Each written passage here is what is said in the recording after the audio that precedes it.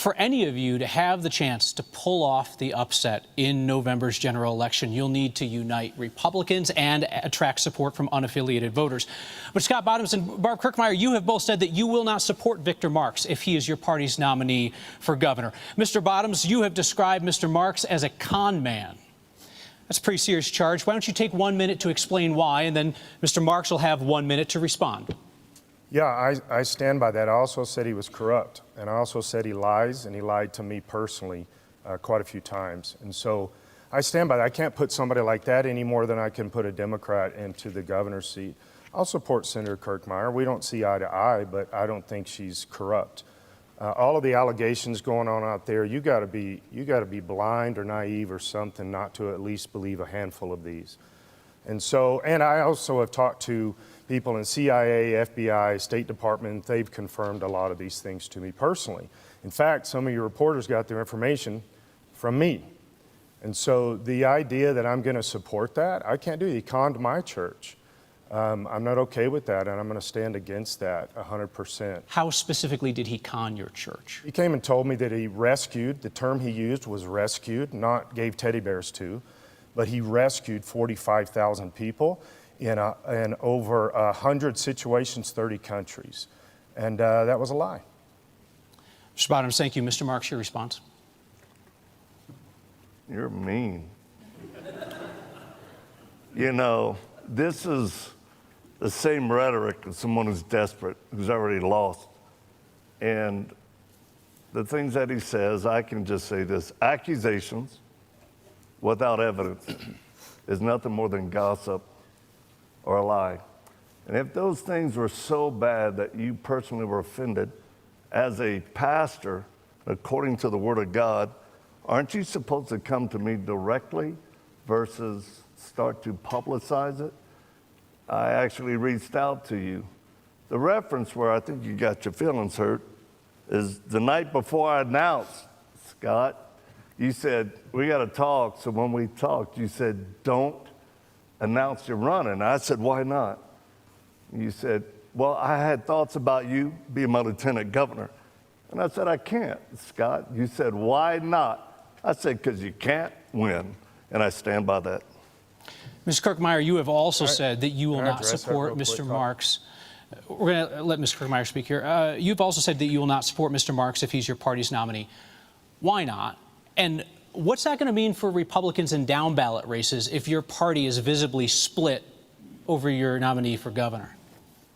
Well, first of all, thank you for the question. Our party is already split, and it's already going to be an issue if Mr. Marx is the nominee and on the ballot. I think we'll lose every down ballot race there is with him on there. I think it'll be a replay of 2010, similar to Dan Mays, and it could be the extension of the Republican Party.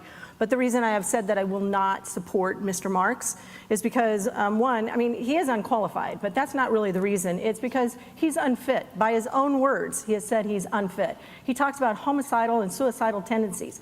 Makes me a little worried about, being in rooms with him, that quite frankly, he's a fraud. He makes up these tall tales, these tall stories, and I just don't believe them. And even when you have asked him these questions directly, he just doesn't answer them. And lastly, if you can't keep your word to show up to a debate, to show up to a forum that you committed to, I'm thinking you can't keep your word on anything. And that's why I won't support you. You can't keep your word. I can't trust you. You're unfit. You're unqualified. You think you're an outsider? You're not an outsider. You're a politician. You've entered the ring right now. So you're a politician. You don't get to keep claiming outsider. That's just your way of saying you don't know what you're talking about. Mr. Marx, would you like to respond to what Ms. Kirkmire said? Sure. Kind of mean too, Barb. Honest. I'm honest. Just because a person doesn't believe the truth, it doesn't make it a lie. And there are so many tens of thousands of people that we've helped over the years. And when either one of you declare that I'm not telling the truth, then you have to go against Mark Osgeist of 13 Hours. You have to go against my wife, my children. You have to go against thousands of people that have followed me for decades and proved them wrong, including the Denver Post, who contacted Dave Eubank today This morning, while Dave is in Burma fighting and caring for people, and they said, what Victor Marx said, is it true? Was he shot at? Did he shoot? Dave said, yes, he's the one who brought me in. So you'll have to call Dave Eubank a liar as well. To me, I wish that y'all weren't so emotionally invested in this. And I'll apologize first to you. This wasn't supposed to happen. An outsider who no one knew wasn't supposed to step into this race and ruin your next step of being a professional politician. And I mean it. I'm sorry.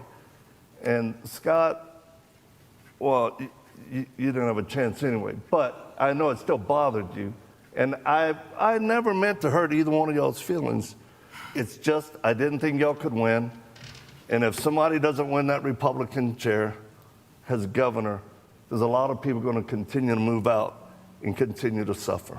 So, Mr. Marx, that apology, if you want to call it that, is indicative of the disrespect that you have shown to your opponents throughout this race. You called them, quote unquote, inconsequential.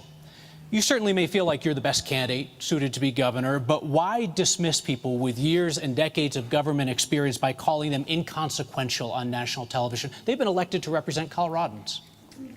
Well, what's your definition of inconsequential? It was your words, so you tell me what you meant. What I meant by it is regarding the race and winning the governor's seat, neither one of them could or can, which is the whole reason why I entered. Listen, getting into this political field and running for governor, this is not a promotion for me. This is me stepping away from what I've known and how I've served people, stepping into a realm that, quite frankly, I had no interest in.